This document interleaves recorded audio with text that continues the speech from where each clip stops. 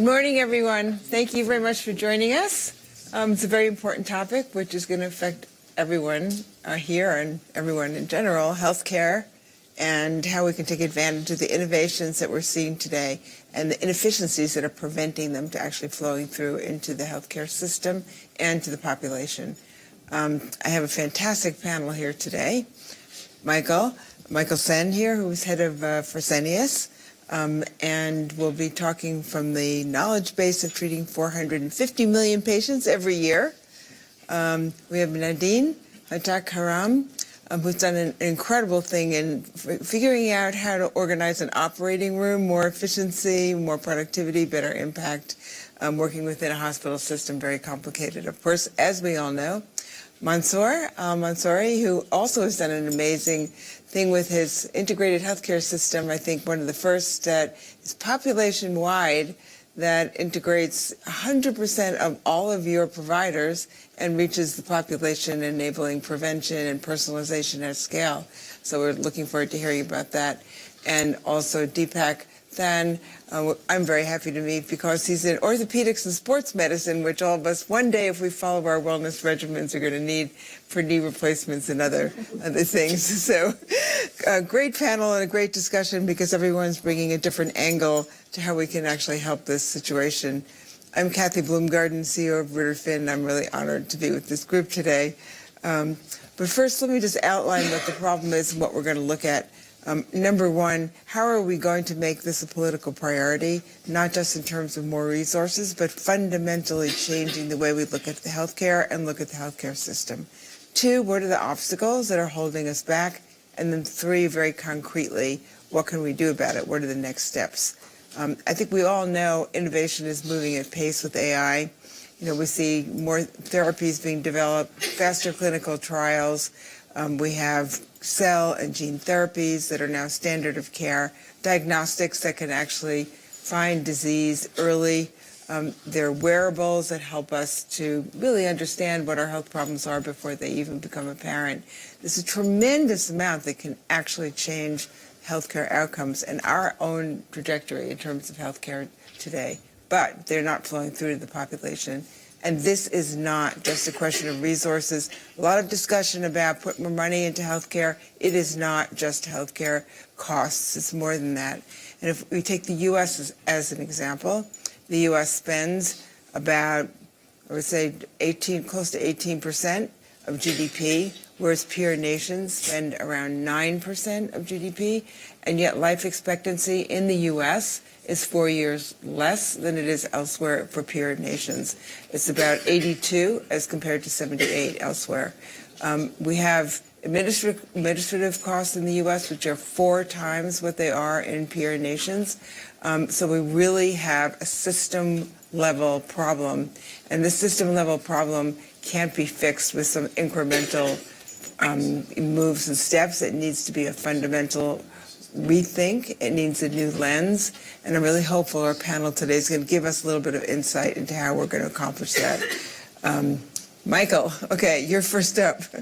So from the perspective of so many countries that you work in, and how do we move this to be a priority, not just a priority for discussion and debate, but a priority for new thinking, for a new lens, and for really having the courage to actually change habits and culture so that we can adopt some of these innovations? Yeah, Kathy, thank you for this also wonderful opening and almost teeing up, because if you have been coming to Davos for quite a while, for almost a decade, we've been always discussing what innovation and scientific progress can potentially bring to the healthcare system, yet it never went ultimately, as you said, to the population. Now I do feel we are at an inflection point, and it is moving on the political agenda, but there are different driving forces to that one. The first one, why did it take so long, in my view, is framing. In most of the countries, I would say we have 3 archetypes of speed, but in most of the countries, the healthcare systems we have come from a different century. They are from a bygone era, if you so wish. The design, the system, the mindset when it was when it was crafted and created. You know, in those days, we only had acute care. There were enough medical experts there, and we didn't have that much of efficiency strain. And now we see, you know, we have a workforce shortage. We do live longer around the globe, which is great, but with chronic disease. And then we have this big efficiency gap. You said 18% in the US. Germany is the second most expensive one at 12.5%. And also there the outcome is not good. So the mindset comes from, we have a system, this is very old, which does not fit the challenges we have in today's world. And what up until now I have seen decision makers, governments, and so on do is patch around. And with a mindset coming from, in most developed countries, that this is a social cost, because healthcare is a social benefit for people, and therefore you come from the social cost in your budget, and social costs, because of many reasons, are exploding, demographics and so on and so forth. So they need to be under control, and we patch around. What we do need is a fundamental change. With all the scientific progress, you mentioned AI, I could go into biologics and all this progress. How can we get it into the system? You need a fundamental change. How can we grow healthcare without increasing costs? How can we make it more robust and resilient? And here comes the change. In a few countries I see, and regions, geographies, I see healthcare becoming a top national security topic, because we come from the security of supply, of medication, of critical and essential medicine. If you look, for example, to the US, and we are in very intense discussion because we provide essential medicine, life-saving medicine for all populations around the globe, but in the US it is moved to more a national security topic, a topic of sovereignty and resilience. And therefore that is then accompanied in a new world order, which we are seeing, which is more transaction-based and based on national interest, that there is a clear industrial policy behind it. Because we are, when it comes to medication, way too dependent on pharmaceuticals. When we go to the active pharmaceutical ingredients, the API, way too dependent on, for example, countries like India and China. This was the result of the last couple of decades, where it was all about efficiency, getting costs down. So we all outsourced in a differently globalized world. But I called it yesterday, this is not globalization, this is mere dependency. So now it is more about the security of supply, and you see programs, billions of dollars going into a sovereignty and resilience program. When I see three archetypes, I would say US has this as a strategic agenda, China has this as a strategic agenda, Europe is moving slowly, very slowly. Rationally they have it, but the actions behind that are lacking, and we need to speed up on that one. We as Fresenius yesterday announced with SAP together a digitally enabled, interconnected digital backbone solution, sovereign for Europe. This is one of the actions where we need public and private partnerships and collaboration. And then the third archetype, and I think Mansoor will talk about that one, where you have countries who can immediately leapfrog. If they design a system, then you can immediately already benefit from the technology. So what needs to be done, in my view, is we need to define it as strategic critical infrastructure, thereby have an industrial policy behind it. Secondly, we need to embrace technology, innovation, especially digitization and AI, because these are the means to fundamentally bend the cost curve and make the system more efficient in terms of also of workforce, efficiency, clinical outcome. And I don't like the word productivity so much. I would say abundance, create abundance and thereby scale healthcare. And the third one, in order to be action-oriented, try it out. Whatever works, scale it. Well, that's a great picture. but I must say many countries have a vision. I'm going to turn to Mansoor about this because many countries have a vision of trying to accomplish this. And I think many people realize AI and technology infrastructure is really the key. But it's very hard for people to move to implementation and execution. And Mansoor, you have been a pioneer in putting this together. The collaborations that Michael was talking about, you have a great collaboration with several people, Microsoft in particular, for creating this platform. So how do you think you can help countries think about moving their vision into more of an execution phase, and what holds them back? Thank you. And I will add to my colleagues, health is our greatest wealth. And when you think about it that way, if you focus on it, you will have thriving economies and societies. The challenge with many systems, they look at it as, since said, social policies. Mm-hmm. We need to shift thinking about health as a core infrastructure layer of every nation and every system. The moment you think about it as a core infrastructure, then you will think about long term, you will think about its connectivity, durability, transparency, and quality. And it will be a core component of every decision. However, when you look at many systems today, it's fragmented, it's opaque. Mm-hmm. You will have pocket of excellence in the US, in Germany, great hospital, but they are operating in silos. Where health, we see it in Abu Dhabi or the UAE as integrated. It's an infrastructure. At the heart of it, the people come first, AI enabled, with a vision and a mission to care before it cure. The moment you think about care before you cure, you shift your mindset from a sick care system to very proactive. And care before it cure, you start to think about how can I build a health system that can predict risks, prevent diseases, and cure fast to save lives, and cure to restore the well-being of the individual. Then you will look at it completely different. One of the challenges of many systems, and there are great visions, but where is the failure in execution? Many systems are still thinking at what I call first order effect.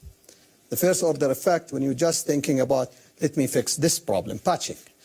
When it comes to health and healthcare, it should tackle second order effect and third order effect. So second order effect is only fixing the system. Third order effect, you are shaping societies.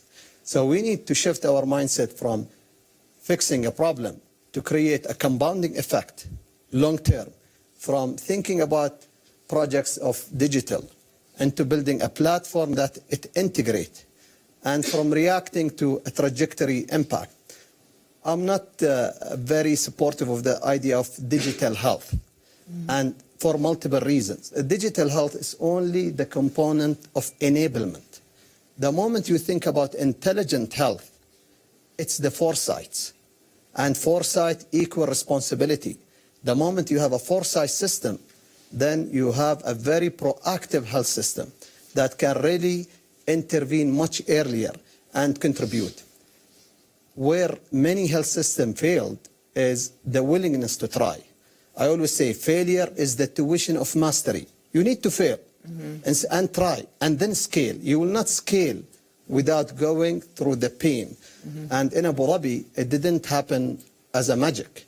It went through lots of integration, lots of pain, working hard with all of our ecosystem to produce a very intelligent health system that can scale. And what many health systems as well struggle with is the ability to decide. So I believe we need more decisions. Napoleon Bonaparte said one of the most difficult things, and that's why it's more precious, is the ability to decide.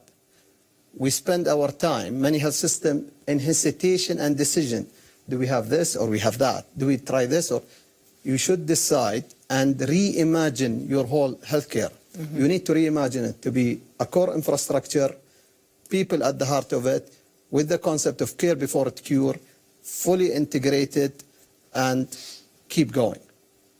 Well, that's a very optimistic picture. I mean, there are many places in the world, including, I might say, the U.S., where deciding together is a really big challenge. But you've clearly laid out the roadmap for how we can accomplish this, which is, thank you so much.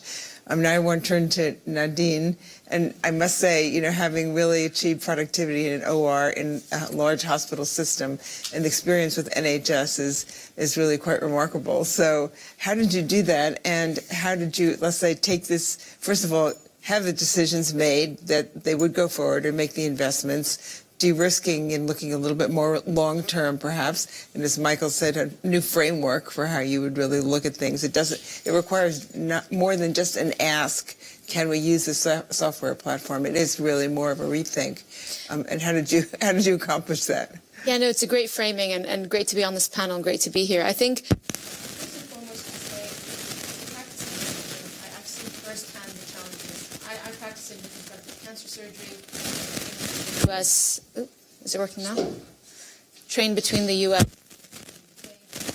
seen firsthand the challenges that we're experiencing. So we're experiencing challenges around the workforce. We're experiencing challenges around quality and safety and variability in surgical care. It's fair to say there's still a lot of variability in terms of the quality of surgical care that you get, and a challenge around throughput. Let me just paint a bit of a picture in terms of what is the environment that we're functioning in.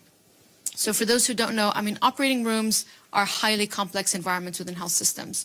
Operating rooms are probably the most expensive asset for a hospital when you factor in the workforce, the equipment, the integration, the case. And it's where we're delivering highly complex care for patients, you know, and there was a study that showed, you know, all of us in our lifetime will go through a number of procedures. So it affects all of us. It affects us globally. Mm-hmm. But within that environment, we still see a lot of variability. It's still quite manual. So in terms, yes, you might have a medical record system, but it's really a system of record. What happens in the room on the day, all that data, all that information, all the devices, the systems, the processes, no one's actually capturing. Mm-hmm. And so it's pretty much a moment in time. There's no way to build that intelligence layer, that sensory level of learning and reinforcement from those environments. And so as a surgeon who saw this firsthand for over a decade, I was incredibly frustrated because this is an environment that is ripe for disruption and innovation and reimagining. Mm-hmm. And so we built Proximie, which is a software layer that really we deploy in operating rooms. We bring it in with sensors into those environments. And what we do is we connect device data, processes, people within that environment. We collect multimodal data. And then we activate real-time intelligence and real-time insights that's going to influence the flow of care on the day, but also the quality of care for patients. And some of the, I guess, low-hanging fruit you could say is the initial problem we were seeing, which has an important ROI for hospitals, is just throughput. On an average, OR utilization is probably around 65%. And when you think about the investment in that space and the patient care that needs to happen, there's a lot that an orchestration and sensory layer of intelligence can bring to automate that. Over time, what we also started to see is we could start to look at benchmarking of surgical performance. We could look at acceleration of care delivery. We could look at standardization of care. We could try to reduce that variability within that layer as well. And we showed that we could unlock up to 25% efficiency for the system. We could add at least an extra case list. And that has value to the patients that are sitting on waiting lists waiting for care to be delivered. It has value for systems that are trying to accelerate care through the system, bring more care to patients and accelerate access. And it has value, I think, to strategics that are trying to deploy their devices and systems and equipment within these environments as well. And all of that is good and well, but it's really then about how you scale and build sustainability around that. And so we've been able to show that you can actually build an operating model and an operating system that can scale this across thousands of hospitals in many, many countries, in about 60 countries to date. But the final bit I would say is in terms of how do you do it, I think at the heart of it, at the end of the day, it also takes radical leadership within systems, bold leadership that are willing to reimagine how they deliver care, that are willing to face those realities of how their systems are managing, and that are willing to take those system-wide decisions, which is why it's so exciting when you see what's happening in places like Abu Dhabi, with our partners like Burjil, who are here in the audience, and others that are able to take swift, and again, I'm a surgeon, so surgical decisions, swift decisions, say we're going to look at this systematically and look at this as an integrated stack, as an orchestration of how we deliver care. And I think that has been our sort of recipe for success so far. But I would say we're still in the early days of where smart operating rooms and integrated operating rooms are going to be. Well, it is amazing that no one was capturing the data, and it was The just richest asset. Yes, honest, it's in real. that It's environment. Absolutely.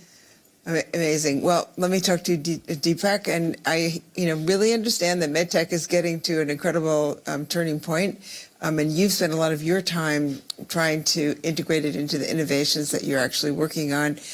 Is it truly at a turning point? Why? And what are obstacles that could actually hold that back from reaching population scale? Yeah, so I mean, the world is at a turning point, so too is Medtech. And at its core, Medtech is about bringing together disparate technologies toward a solution, a problem, right? And these are in software and materials and design and control systems and all the rest of it. And there's important advances occurring in each area in their own right. And Medtech is about kind of bringing those together.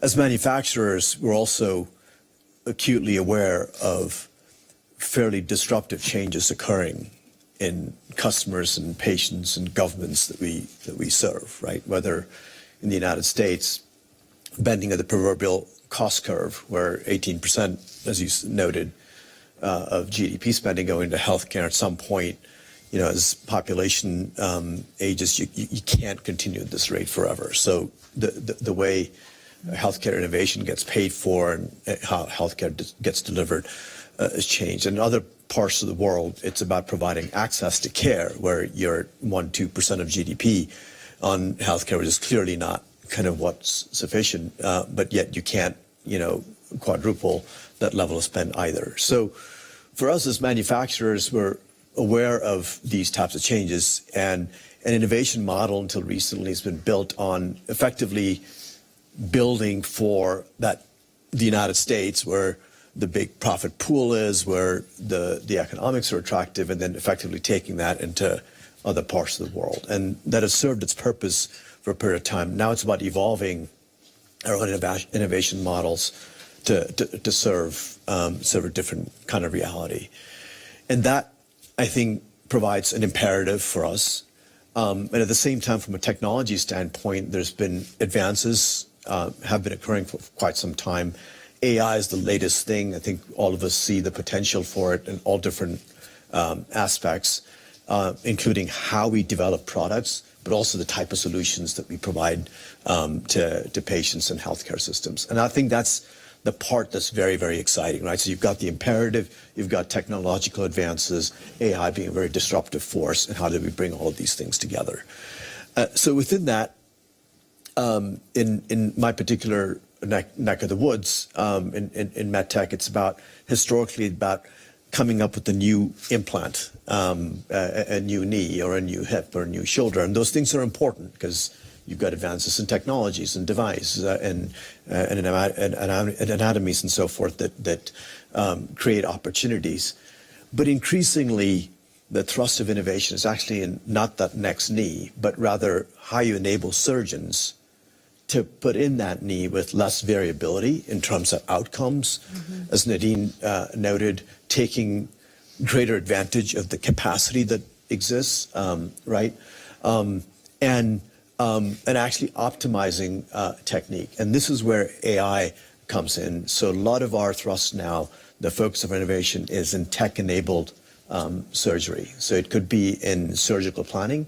So for example, we use AI in planning what happens to soft tissue, particularly cartilage, when you go in to replace a knee. And getting a better understanding of that, reflecting that understanding in coming up with better plans, and using AI to get better and better with each surgery you do. That's an imperative. What does that do? It, first of all, enables a surgeon to deliver a better outcome for the patient, so greater satisfaction for a patient. But the benefit to the system is, 20% of knee replacements, don't go that well. Patients aren't so happy with the result for a variety of reasons. And so AI, what it helps to do is reduce that variability in outcome, greater patient. And that ultimately results in savings for the system. And the third aspect is by planning better, by planning more efficiently and able to execute that better, you can actually take greater use of resources that are available, like like an OR suite in a hospital. So drive greater throughput in a hospital. So this is an example of the type of systemic thinking that manufacturers like ours are bringing to bear in different areas.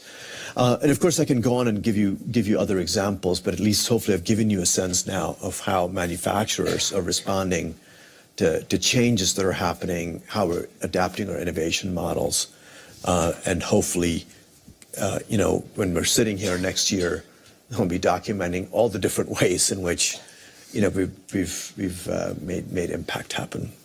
Yeah. Well, let me go back to Michael. And you did mention that the EU is a little behind in terms of, moving and really adopting, some more aggressive efforts. But you operate in many different countries here. And in particular, if we take Germany and Spain as two examples, you have said publicly that some of those countries actually do have to do a little homework. Yes. So the question is, what is the difference? What actually can help Europe move a little bit faster? Yeah, thank you. I mean, I would say even the panel is a perfect example of how many innovative things are happening and have great potential. Yet your initial question still remains, does it trickle and get into the system and ultimately to the patient?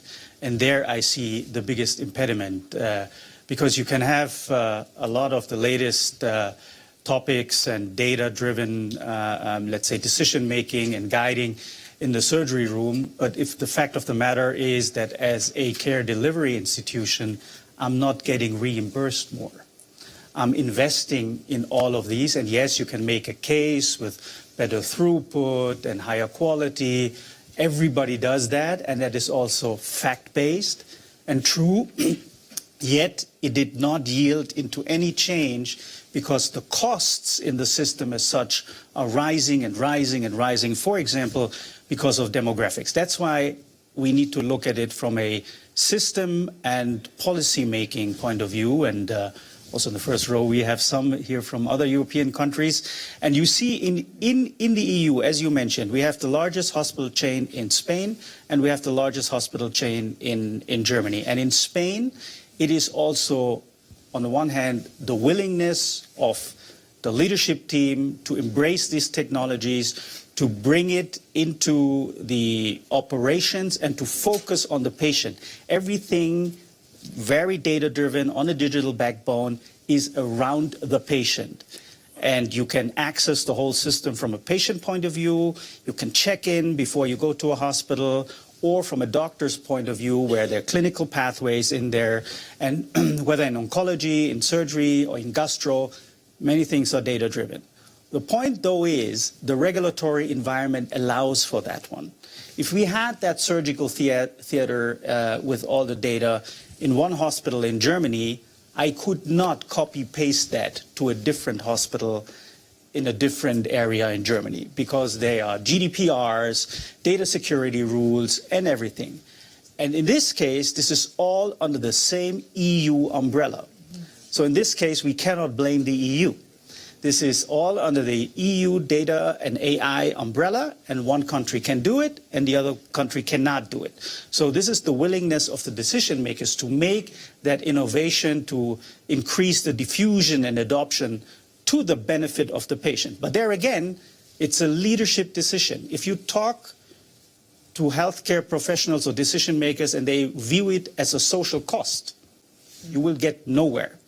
If there is somebody, and you said you're an engineer, you are responsible for healthcare, you have that system-oriented view, then you can get it done. Other topics we have been focusing a lot on technology and healthcare delivery is affordability and access is actually true for every country. Affordability and access is also to the latest modalities on therapies in medication. Think about biopharmaceuticals and biosimilars. This is affordable medicine for people, yet you need the right regulatory framework. If you don't have the right regulatory framework, only go on price or cost, the same thing will happen like with generics, and you will end up in drug shortage. So we need the regulatory framework, the willingness of the leader. And I'll give you another regulatory topic. In Spain, if you want to design a system around patients and you want to do population health management, then there should be no boundary between the ambulatory setting and the hospital setting. Because only then you can own a patient as a system and guide the patient. In Germany, for example, there is a separation between the ambulatory setting and the hospital setting. That means the moment the patient leaves the hospital and is discharged, we lose him or her.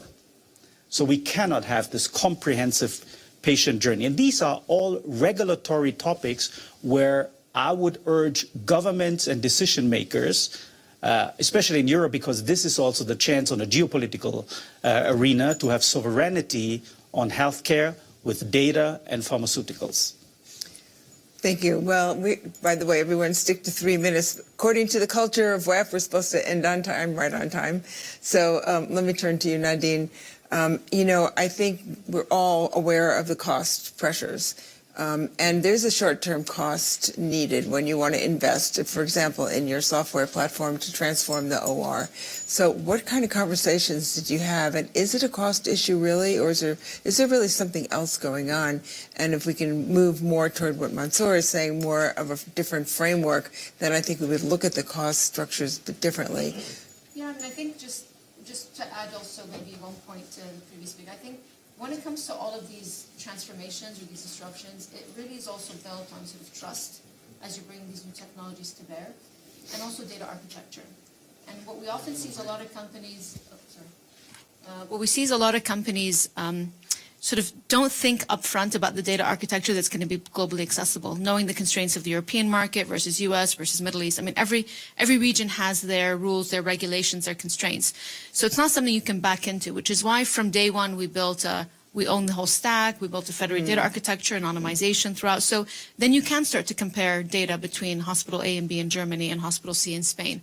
Otherwise, if you're not able to sort of aggregate these large data sets to really train and learn these models and then fine-tune them to your specific organization, it doesn't really build the scale and impact that you want. But I think to the point you're making about how do you build this within the cost structure, look, at this point, as we think about a future where you're going to have your OR co-pilot in the OR with you, that intelligence layer to address the 5 billion people lacking access to safe surgery, address those needs. That's the blue sky thinking, the vision of where we want to go. But you have to provide immediate value today for people to be willing to bring it in as the wedge to come in. And so from day one, we have to bring both a clinical and a financial ROI. And so when we're deploying our software through a software as a service model for the system, we know that within 3 months, they're making their money back. And then for the rest of the year, it's all upside for the system. So with one hospital we worked with in the US that has about 70 ORs, we were able to show that through our model, we could add over a year up to 9,000 extra cases. That's about $90 million of revenue for that health system. With the same cost base of the asset, the same ORs, I've not had to go build new ORs, I've not had to hire new people. So if you can try and find a model where you're able to sweat the asset, bring more ROI back to the system at a financial level and a clinical level where it's safe and the data's safe, you can then get your foot in the door, build the pipes, and then unlock the future potential and co-develop with that system. And so we always go in with systems saying this is a co-development arrangement. We're going to bring in immediate ROI for you today, but think about the potential. This is vendor neutral. It's going to connect all your devices. It's going to change the way your people, deliver care. And we've been able to show we can reduce headcount. So in one of our hospital customers, they need one less nurse in every OR that was there traditionally to do documentation because we're automating all of that documentation. So I would sort of slightly disagree on the earlier point around there's no financial ROI. There actually is. And if you can prove that, then you'll see that adoption and health systems willing to take a bet on something that has value today but has much bigger future potential in the long run. And I think the final bit I would say is you can't look at it in silos of it's just going to solve this bit. The way we look at it is it's the whole perioperative journey. It's that patient journey from pre-op, intra-op, and post-op, and then how do you drive that orchestration through it? Thank you. Mansoor, I think one of the problems is actually many countries start and then they kind of lose momentum. So they're stuck in the pilot phase and they're not really able to scale. They really can't keep and sustain the direction and really achieve a really full changed framework as you've outlined. What is it that you've done that's actually enabled you to do that? And what differentiates you from some of the others that have not been able to sustain the momentum? So we are blessed to be at the age of AI. So and all of my colleagues refer to it. So we see AI as the engine of our system. Data is our fuel, and policy is the platform. So if you don't have the policy to enable the engine and the fuel, you will not move. The car will sit idle, full of tank and strong engine, but there's no destination. So it's all about the policies, top down, and that's what we did in Abu Dhabi. We enabled our system, but first we started to build the foundation for it. So we connected all of our providers, all of our hospitals, all of our medical records. We started to sequence our population to have more genomics and think about gene therapies and all the personalized therapy. But we didn't stop there. We believe today that 80% of determinant of health sit outside the hospital. Then when the patient gets discharged, how do you make sure the continuity of care? Because our vision is care to cure. So we started right now, this year, we are building an orchestration layer that sits on top of our intelligent health platform that integrate all wearables, regardless of what type of it. It's the Aura, the Whoop, the Libra, you name them, to enrich our data sets, to start predict more earlier and more in depth, and add to it the OR data rooms, add to it multiple. You are creating an intelligent health system that will really increase your productivity, decrease your cost. I'll give you a couple of examples. In breast cancer screening, the WHO standard, almost standard, starts screening for female at the age of 40. We changed it completely in Abu Dhabi. Based on our data, when we looked at the insights, we are missing a portion of our population. So immediately, we changed the policy to start from 30. We achieved 85% early detection of cancer, breast cancer. Look at the amount of lives we have saved because of data insights, not depending on a previous policy which didn't have the ability to leverage the data. And we integrated all of our ambulances at the whole emirate into a single command. The moment you call 999, you have a mobile hospital. It's not only a response, it integrates to the hospital, the physicians start to intervene before the patient arrives to the hospital. That saved us 30% of response. It contributed to heart attack responses, and we started to see saving lives. So you will see the benefits, not only in cost, and that's the mistake of many health systems. They look only about the immediate cost impact. We, as I say, second order effect and third is the accumulated benefits, life saved, efficiencies, earlier intervention of treatments. That will create a very healthy society, and that's basically the target of every health system, is to maintain a healthier generations. So that's basically what we did in Abu Dhabi, and that's only certain example. And we believe that we should be a living laboratory where we test all the most innovative ideas, and that's where we welcome everybody. And I'm very glad, as my colleague in here, is testing our system, validating it, and seeing the results. And from Abu Dhabi, she can scale even further. So that's our ambition. Well, testing and willingness to fail is certainly is really key, as you've said before. Deepak, let me turn to you for the last comment here, which is really, you've talked about, of course, the innovations that are coming, but what kind of collaborations do you really need? Everyone here has talked about interfaces and how system level is really the key, which requires a lot of input and a lot of collaboration. So what are you seeing in your area?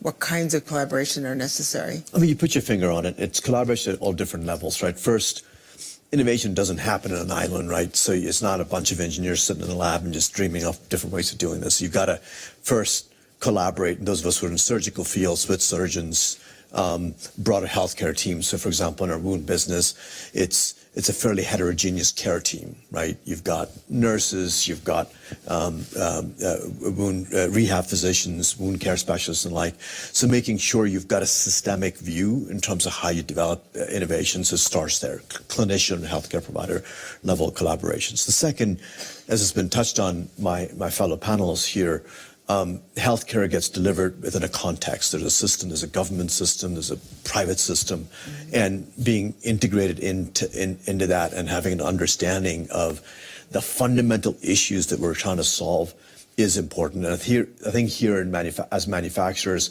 we've got to evolve our thinking. Some of us are farther along than others, where historically we've had a somewhat parochial view, which is innovation is I'm going to solve this one problem here, which is that I've got to change the angle of articulation of this knee because I know that a 2% change benefits, results in whatever kind of acute clinical benefit. Well, that's important. The impact of that dwarfs what can be had by reducing variability, bringing that innovation at a price point that works for systems all around the world. And I think there, as manufacturers, we're still, I would say, in early stages of evolving our processes, our business models to serve a context. And the third point I'll add to that is, the imperatives are very, very different around the world. Right? The patient populations are different. The state of economies are different. The pace at which you're able to take a policy, make a policy change, and have population level impact in the way that you've been able to achieve in Abu Dhabi. I mean, that's fantastic. It's a great laboratory, and a great impact you've had. But also you've got other systems in which to, where it's not quite as I don't want to say straightforward, but there's other levels you got to activate. So for us as manufacturers, we need to be aware that there's no one size fit all to this thing. I don't have the answer to what that looks like because a solution in India is very different from a solution in the United States or the Emirates, and I think that's some of the work that we need to do yet. So it's not technology that's the obstacle. It's not creativity of the human mind that's the obstacle, but it's actually bringing together very disparate forces, each with its own kind of imperative and making it all kind of work. And I think that's where we've got work to do. But I'm optimistic that there's a coupling of imperatives, advances in technology, advances in our own thinking as companies to kind of meet the demand and rise to the challenge. Okay, well, I think we've all agreed it's not technology that's holding us back, but as Mansoor says, it's actually policy is critical. So we can end with 1 minute for everyone, lightning round, as they call it. What would you like to see leaders do that would really make a dramatic change? It would help put healthcare as a priority in terms of incorporating technology and making a real change. Michael, we'll go around the room. First of all, acknowledge that healthcare is critical infrastructure and is the glue for your society, both in terms of wealth and obviously having a healthy and happy society. If you have that, what is the regulatory and governance framework to get innovation into the system? Because then you get both. You get the cost down and you get the benefits. And third, once you have that framework, the policies in place, try it out, and whatever works, scale. Okay, Nadine? I would echo what all the panelists said earlier, but to say, if you can really sort of commit and imagine that world where, that data, that data, the richness of that data medium, that multimodal data that's going to help us deliver precision surgery, precision care, precision intervention, where now patients are able to turn up knowing in their specific use case, when you've got an integrated layer with their medical record, their comorbidities, their system, their sort of context that they live in, can you start to define and be much more precise around what are the risks and benefits for that patient? What is the best care and decision for that patient? Is it a 2-degree issue, or is it actually this is not the right need, should be another? And being able to bring that precision, that co-pilot, I think is going to help us change the way we deliver, procedural care. And so having systems taking those bold bets on these frontier technologies is going to change the way and reimagine the way we deliver care, I think is really key. It takes courage and it takes radicalism that we need to see more of. Mm-hmm. Mansoor. I believe being decisive, and that's what every health system, and we should remember healthcare is a foundational, and you need to always ask yourself as a system, what you are here for. You are here for to care before you cure. You are here for to extend the healthy lifespan. If you ask yourself that question, then decide based on it and follow the third order effect. Just don't look at short-term gains, look at long-term societal impact. Like, I mean, just to build on all the great points that my fellow panelists have made, just one thought I'd have is, you know, we're in an era where AR, digital, is the next big promise, right? In healthcare, from a policymaker standpoint, keeping in mind standardization and interoperability, I think it's really important to realize the full potential of AI and data. So think in terms of what financial services went through, what communications went through in a different era, where there's innovation that's possible, but that's built on a common architecture, common set of standards within which people are innovating. We're a long ways away from having that within healthcare. So from a policymaker standpoint, and not just policymakers, those of us who are active in this field, so thinking in those terms, I think will enable a nonlinear gain in terms of translating the potential of digital and AI into real tangible benefits for patients and societies. Well, in order to achieve that, I think we have to go back to what Nadine said. Courage and radicalism are going to be required. And I think, as Mansoor said, we need to move toward a new way of thinking of healthcare. For most countries and most governments, we're not thinking of care first. We're solving a problem one after the other without thinking system-wide. So thank you so much, everyone. Thank really you. appreciate the discussion.